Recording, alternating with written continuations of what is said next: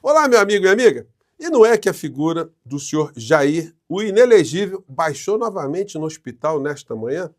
As nossas previsões estão se confirmando. Quanto mais a Alckmin comandada pela figura do ex-presidente da República vai chegando perto de uma cadeia, mais as pautas para discutirmos assuntos concretos da nossa realidade aqui no nosso país vão se apresentando. E existem situações que estão sendo colocadas num horizonte não muito distante, ou seja, mobilização popular para o enfrentamento de situações conflituosas que estavam se dando apenas nos bastidores. E hoje eu vou trazer para vocês uma fala do presidente Lula, numa entrevista que ele concedeu nesta manhã falando desse assunto. E vou também jogar aqui algumas questões sobre as causas dessa internação do inelegível, que coincide também depois desse fracasso da manifestação no último domingo. Antes de entrar nos temas, é fundamental convidar você que chegou agora ao nosso portal e ainda não é inscrito, para que, em primeiro lugar, você se inscreva aqui conosco e conheça também os nossos outros vídeos. Se você gostar, compartilhe, recomende, venha participar aqui do nosso chat, dê seu joinha, mande seu comentário e, se puder, prestigie também nosso clube de membros, que está crescendo a cada dia. Você que é muito bem-vindo e muito bem-vindo. Gente, começando aqui com os assuntos pautados pelos principais veículos impressos hoje, né? Folha de São Paulo, Supremo avalia conciliação entre governo e Congresso na crise do SIOF. A matéria é meio capenga. O Supremo Tribunal Federal não tem que avaliar conciliação, mas tem que dar decisão se é competência do governo federal. Baixar um decreto sobre algo que a Constituição diz que é competência do governo federal, do presidente da República ou não. Que conciliação é essa? É conciliar com a lei? Dizer, olha, ele está dizendo isso, a Constituição... Mas, então, matéria meio distorcida, meio capenga. O Estado de São Paulo, ida do governo ao Supremo por IOF, ameaça isenção maior do imposto de renda. Então quer dizer que o Congresso, o Centrão, vai fazer uma chantagem. Olha, se taxar aqui os super ricos, nós não vamos aliviar os trabalhadores, a classe média baixa, com a proposta da isenção de imposto de renda para quem ganha até R$5.000. Então, isso tem que ser aclarado. Então, o governo Lula, o presidente da República, a comunicação tem que apresentar, olha, de que lado que o presidente da República está, o governo quer estar, e de que lado o Centrão, esses congressistas que fazem parte dessa barreira, junto com os grandes veículos de comunicação e o mercado financeiro, estão criando. Bom, o Globo, governo vai ao STF e deputados veem guerra declarada. Ah, é mesmo, é? Então os deputados vão fazer guerra contra o presidente Lula? Vão fazer o quê? Vão fazer mobilizações? Vão querer fazer impeachment para aprovar contra o povo brasileiro algumas pautas? Olha, isso pode fazer surgir aí algumas mobilizações muito interessantes. Porque uma coisa, gente, é quem não tem razão, quem está querendo ferrar o povo. Outra coisa é alguém que está com a bandeira que é amplamente apoiada pela maior parte da população. Isso acende algumas questões aqui para um debate permanente que nós temos que fazer em portais como o nosso, né? Por que existem tantas pessoas pobres, pessoas de baixa renda, que votam na direita? Tem se discutido muito, né, esse perfil do pobre de direita. O pobre de direita, em geral, é alguém que não tem informação sobre a realidade. Quem é que está defendendo os seus interesses? Quem é que defende, de fato, o lugar que ele está? E quem é contra o pobre, quem é contra direitos desses cidadãos. Na medida que isso não é aclarado, evidentemente esse cidadão fica perdido. Para ele, tanto faz uma escolha aqui, outra colar, ele não tem informação. Eu sempre tenho dito aqui para vocês, desde o primeiro dia no nosso portal do José, uma frase, um pensamento atribuído ao filósofo Hegel, que a informação gera a ação. A desinformação gera a conformação, ou gera a alienação. Pense bem nessa frase, ela se aplica para a nossa realidade pessoal, nossa realidade familiar, social, e se aplica também à sociedade. Na medida que tem uma parcela que não está sendo informada, enfim, para ela tanto faz uma coisa ou faz outra. Daí a importância, gente, que eu tenho chamado a atenção desde o primeiro dia aqui no nosso portal do José, de uma comunicação politizadora, tendo à frente o maior líder do campo progressista, que é o presidente da República. Isso é uma coisa inquestionável, né? Bom, daí chegamos aqui à internação do inelegível. É só lembrar que depois que ele perdeu as eleições, ele ficou ali intocado dentro do Palácio do Planalto, mas ficou conspirando, né? Mas aí brotou todo tipo de doença na criatura. Se você não se lembra do que é, vamos pegar aqui. O vereador Carlos Bolsonaro publicou em suas redes sociais uma imagem, aliás, com a confirmação de uma infecção bacteriana que causou ferimentos na pele da perna esquerda do presidente Jair Bolsonaro. Imagem forte, inclusive. A doença que atingiu Bolsonaro...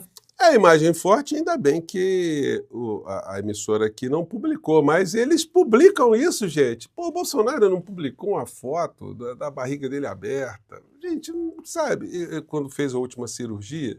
Então é gente que tira proveito da morbidez humana. Eles atingem as pessoas que se nutrem desse tipo de bizarrice, né? E agora o que aconteceu? Bolsonaro passa por nova consulta de urgência e cancela agendas em todo o mês de julho. Isso hoje de manhã. Foi para o hospital, já fez uma endoscopia, se verificou ali que ele está com algum tipo de problema, irritação, infecção, e vai ficar fora do ar agora durante um mês, para benefício da nossa sanidade mental.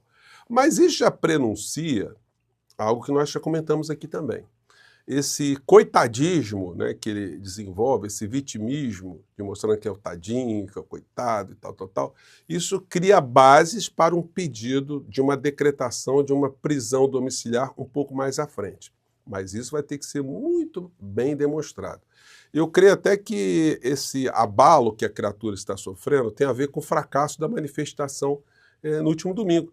Aliás, a extrema-direita toda está se fazendo de morta nesse episódio. Ninguém está comentando nada, pararam de falar de Tarcísio, não estão falando mais em anistia, estão borocochôs. Eles enxergam agora que a figura do inelegível, depois desse período que ele vai ficar fora de combate, virá a condenação no Supremo Tribunal Federal. Já vai ficar meio emendada essa questão.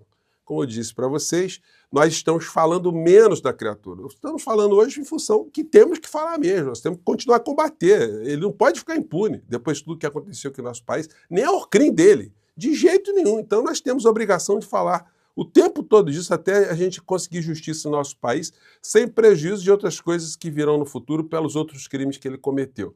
Mas tem muito mais a ver com a somatização, o medo, né, que a criatura está tendo, em função daquilo que ele está enxergando. O ministro Alexandre de Moraes não perdeu o cartão de crédito, não teve lei Magnitsky. Aliás, o ministro viajou para Portugal, ficou uma semana lá na Europa e tal, está dando palestra por lá. Isso está motivando também a extrema-direita a ter ataques de pelancas, né? E tem outra coisa, né? O ministro não está na lista da Interpol, está viajando, parece estar sossegadão, está com medo, com medinho desse troço da extrema-direita, não. E o presidente Lula, hoje ele concedeu uma entrevista para a TV Globo da Bahia, né, de manhã cedo. E eu tive que pesquisar onde é que estava essa entrevista, porque nem nas redes sociais do presidente da República há menção a essa entrevista, no YouTube do presidente da República não tem essa entrevista, então isso denota aí aquilo que a gente tem falado, né? Efetivamente, se melhorou alguma coisa na comunicação do governo Lula, melhorou um resíduozinho muito pequeno, porque continua catastrófica essa situação. Mas o presidente da República vai precisar de redes aí para poder enfrentar as coisas que estão vindo pela frente. O presidente ele não tem muito perfil de enfrentamentos, mas ele está sendo jogado para isso. Hoje, na entrevista, ele disse o seguinte em relação à história do governo dele com o Hugo Mota, o que aconteceu. De uma maneira muito delicada, que ele não quis conflito, ele chamou o Hugo Mota de traidor, de bandido, de sem palavra, de duas caras, seja lá o que você queira dizer, né? Interprete aqui comigo, vamos lá. O presidente da República tem que governar o país. E decreto é uma coisa, sabe, do presidente da República. Você pode ter um decreto legislativo quando você tem alguma coisa que fira muito a Constituição, o que não é o caso. O governo brasileiro tem o direito de propor IOF, sim. E nós não estamos propondo um aumento de imposto, não. Nós estamos fazendo um ajuste tributário nesse país para que os mais ricos paguem um pouco, para que a gente não precise cortar dinheiro da educação ou da saúde. É isso que nós estamos fazendo. Ou seja, houve uma pressão das bets, houve uma pressão das fintechs, eu não sei se houve pressão do sistema financeiro. O dado concreto é que Bom, o dado concreto é que o presidente sabe que isso está acontecendo, né? Então, enfim, não é uma coisa que está nas nuvens, não. Adiante. Os interesses de poucos prevaleceram dentro da Câmara e do Senado, O que eu acho um absurdo. E veja, eu sou um cara agradecido ao Congresso. Eu não sou um cara que tem rivalidade com o Congresso. O Congresso aprovou muitas coisas que a gente queria. No mesmo dia que ele... Gente, é importante salientar isso. Não se deve fazer dessa situação um conflito institucional. Dizer, o Congresso não presta, vamos acabar com o Congresso, vamos fechar com o Congresso. Não é por aí, né? Então isso tem que ficar bem pontuado. Aprovou o decreto legislativo derrubando o OF que nós apresentamos, ele aprovou uma série de coisas, eu sou agradecido. Mas se eu não entrar com recurso no Poder Judiciário, se eu não for a Suprema Corte, ou seja, eu não governo mais do país, cara. Esse é o problema. Cada macaco no seu galho. Ele legisla e eu governo. Sabe? Eu mando um projeto de lei, eles podem vetar. Eles podem aprovar ou não. Se eu vetar, eles podem derrubar meu veto. E se eu não gostar, eu vou no Poder Judiciário. Perfeito, gente. O que tem de assombro nisso? Só as capas de jornais aqui, que Supremo avalia conciliação. Ida de governo ao Supremo por imposto de IOF ameaça isenção. Governo ao STF e deputados veem guerra declarada. Tem guerra declarada nenhuma. É instituição. É dentro do jogo. Enfim. Vamos lá. Segue aí, presidente. Opa. Vamos lá. Ora, qual é o erro nisso? O erro, na minha opinião, foi, sabe, o descumprimento de um acordo que tinha sido feito num domingo à meia-noite na casa do presidente Hugo Mota. Lá estava vários ministros, lá estava vários deputados, lá estava o companheiro Fernando Haddad com a sua equipe. O Lula não vai falar aqui, tá? Mas isso para ele é um negócio muito caro, porque o Lula sempre foi um cara dos acordos, sempre foi um cara da conversa. E ninguém gosta de ser traído, tomar uma facada pelas costas. Foi o que Hugo Mota fez. Aí segue o Lula. Festejar o acordo no domingo. Eu estava em Nice, no Congresso dos Oceanos, na França. Eu liguei para a Gleisi Hoff e perguntei como é que foi a reunião. Ela estava maravilhada com a reunião. Nunca vi tanto abraço, tanto carinho, tanta concordância. Quando chega na terça-feira, o presidente da Câmara tomou uma decisão que eu considerei absurda. Agora, isso você pode perguntar, tem um rompimento com o Congresso? Não. Não tem. O presidente da República não rompe com o Congresso. O presidente da República reconhece o papel que o Congresso tem, ele tem os seus direitos e eu tenho os meus direitos. Nem eu me meto no direito deles, nem eles se metem no meu direito. E quando os dois não se entenderem, a justiça resolve. Agora, presidente, do ponto de vista técnico, ou seja, do ponto de vista do impacto do IOF, né, o entendimento é de que o aumento no imposto ele impactará tanto os mais ricos quanto os mais pobres, até porque ele tem incídio sobre operações gerais, o financiamento, o crédito, a própria inflação, ou seja, os Veja, mais como é que você pode falar? Como é que você pode falar em corte de gasto, de despesa? Sabe, tentando mexer na educação. Você sabe qual foi a proposta que eu fiz? É que a gente poderia cortar 10% linear de todos os benefícios fiscais que nós damos no Brasil.